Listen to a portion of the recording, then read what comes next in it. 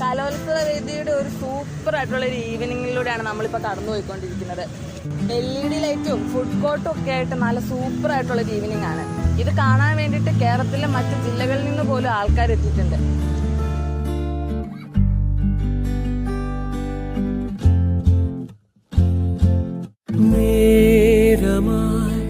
നിലാവിലെ ജാലകം തുറന്നീടാം തൂവലായി വിലോലമീ വീതിയിൽ അലിഞ്ഞീടാം. ഇതുകൊണ്ടൊന്നും ഇവിടുത്തെ കാഴ്ചകൾ അവസാനിക്കുന്നില്ല.